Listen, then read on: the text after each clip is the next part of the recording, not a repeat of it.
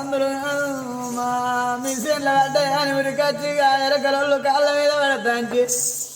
బిడ్డలారా మీ పందులు రాలే మా సేరు ఖరాబు చేయలే గాని అయ్యా మేము రాజ్యభ్రష్టమైన ఉత్తిన తిండి లేదు కట్టవస్త్రం లేదు రాను రాను ఈ ఊళ్ళో కట్టిన అందరూ పంట చేను పనికి ఇల్లు ఊళ్ళే వస్తలేరు అయ్యా